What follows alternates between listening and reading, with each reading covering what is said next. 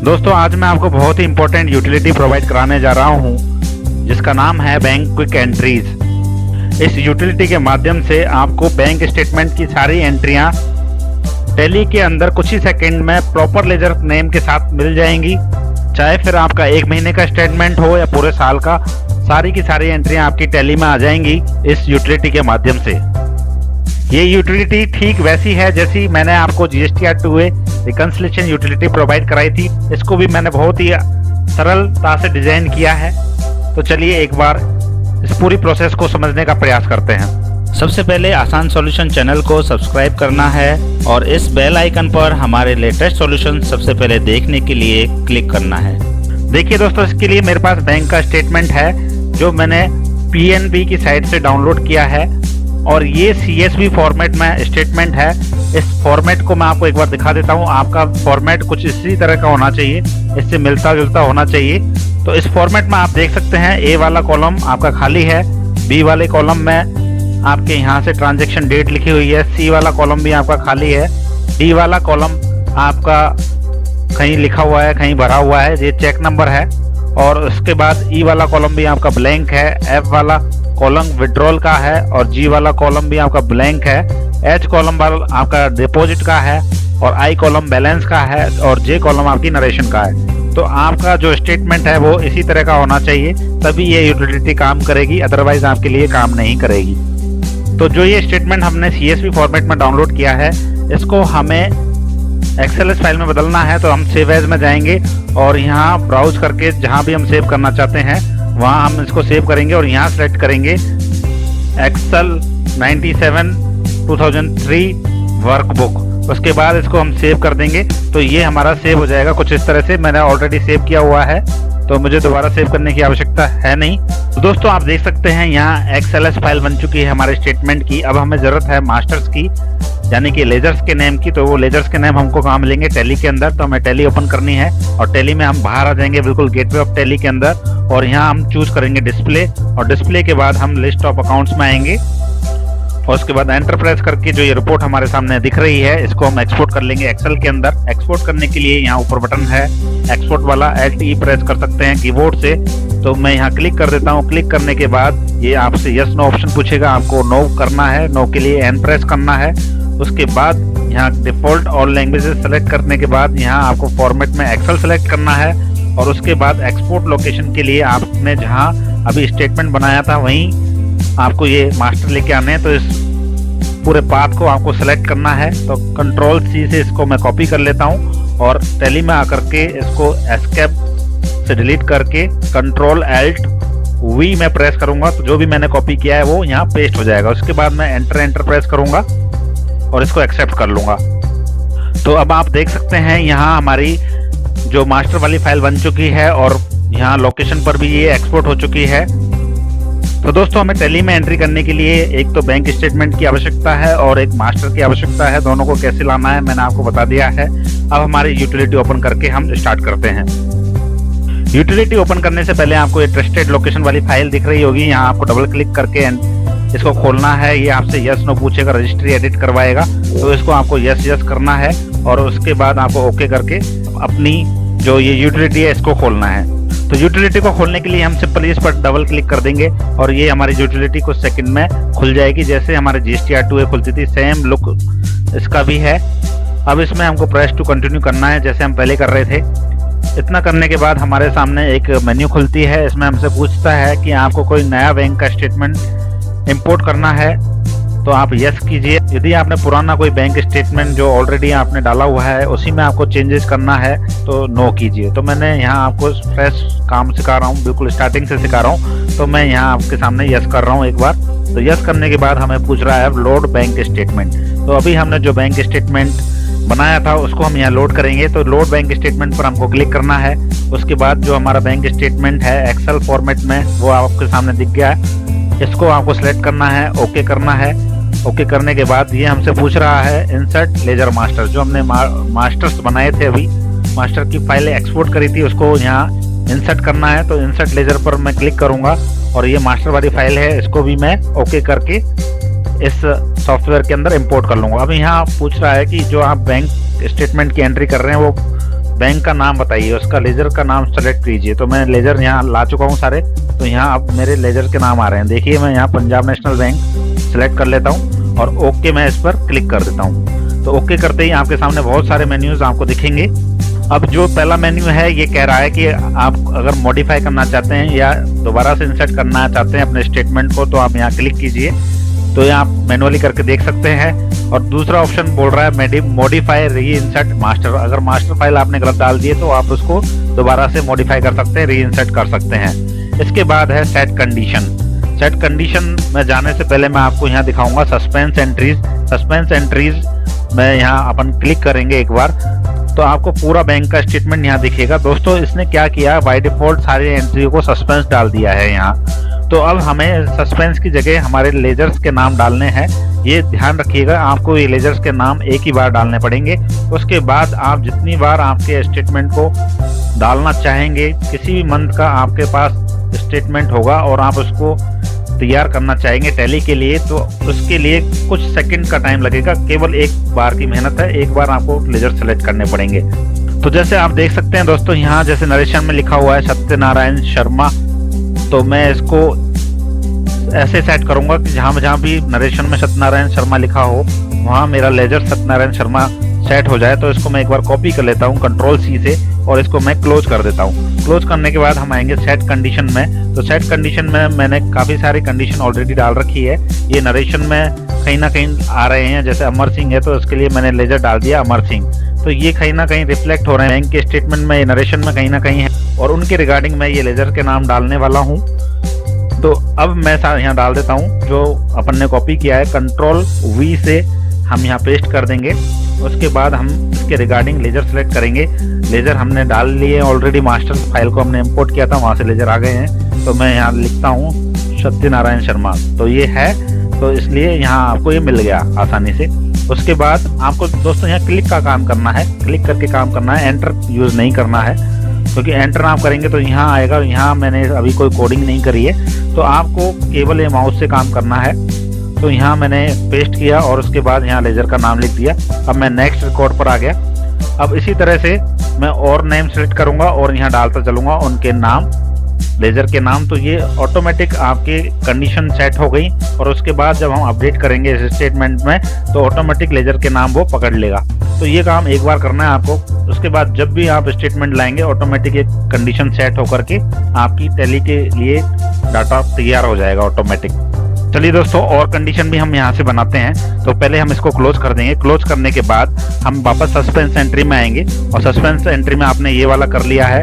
अब जैसे यहाँ है राठी सेल्स स्टेशन, तो ये पेट्रोल वगैरह का खर्चा है। तो अगर ये कहीं भी आ रहा है मेरे नरेशन के अंदर, तो मैं इसको पेट्रोल एक्सपेंसेस में डालने वाला हूं। तो इसको मैं यहाँ से कंट्रोल सी करके कॉपी कर लूंगा, फिर यहाँ से क्लोज करूंगा। उसके बाद मैं सेट कंडीशन के अंदर जाऊंगा और सेट कंडीशन में यहाँ आकर के जो मैंने कॉपी किया है उसको यहाँ पेस्ट कर दूंगा।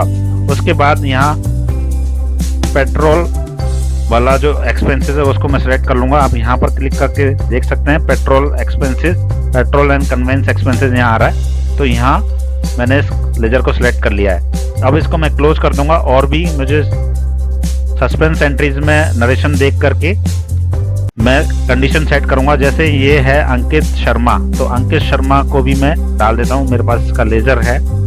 क्लोज करूंगा, उसके बाद सेट कंडीशन में जाऊंगा और यहाँ मैं इसको पेस्ट कर दूंगा, और इसके बाद इसके अकॉर्डिंग यहाँ लेजर मेरे पास है अंकित शर्मा, उसको मैं यहाँ डाल दूंगा।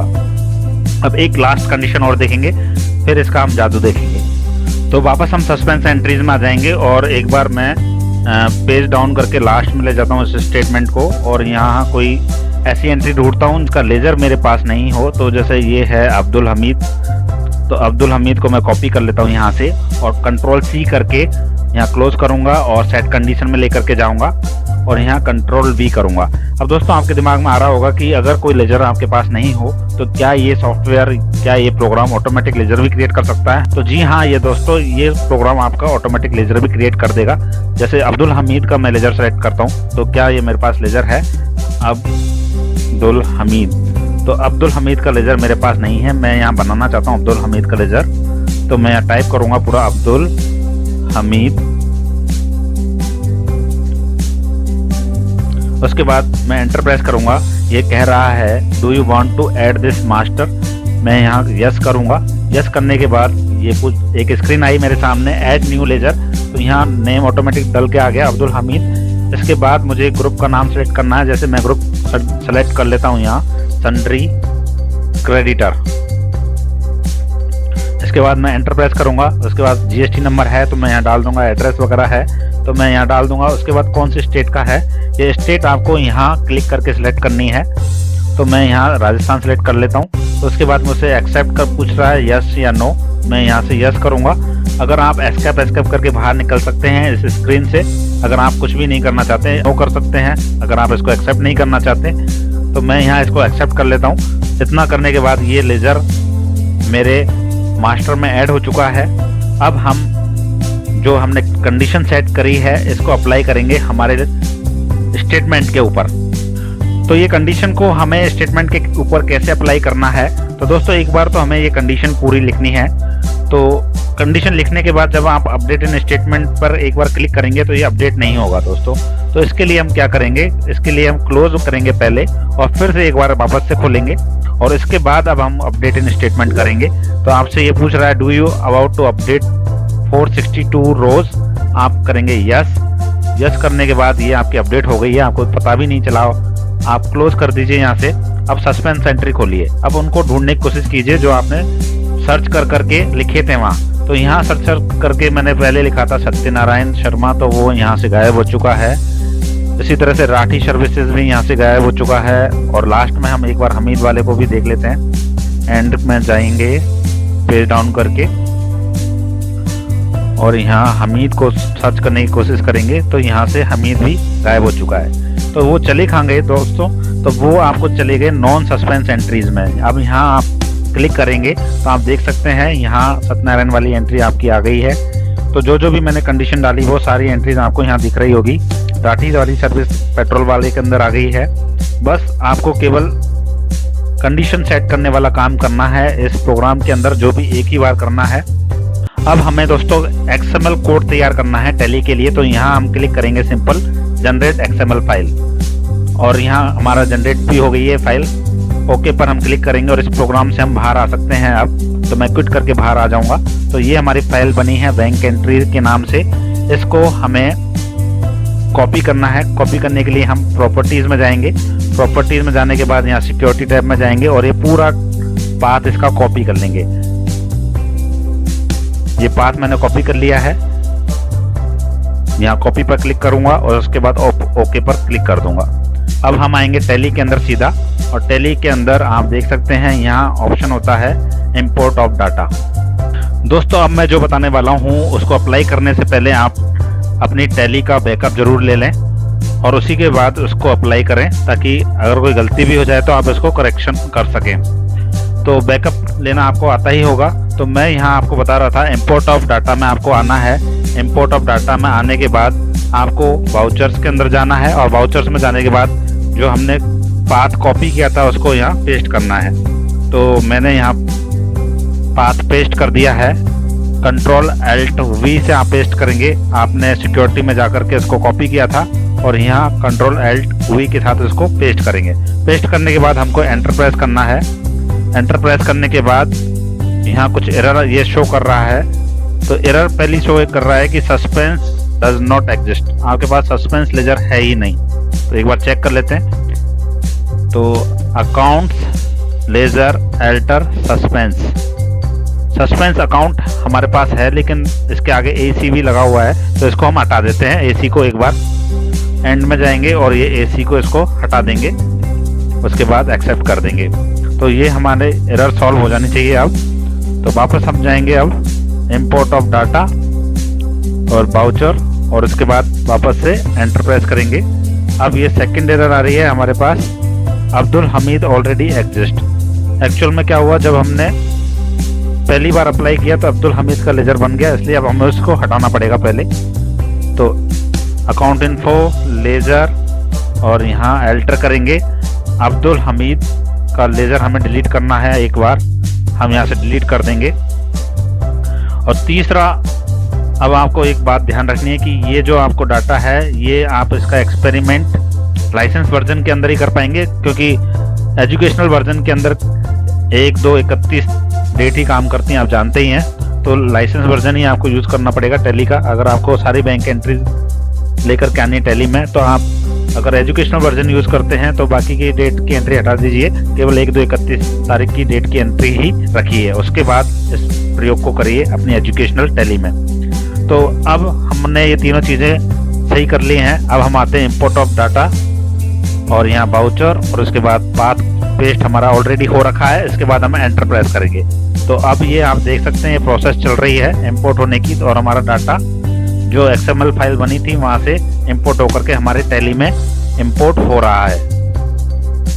तो कुछ सेकंड के अंदर ये सारा के सारा डाटा हमारा टैली में इंपोर्ट हो जाएगा।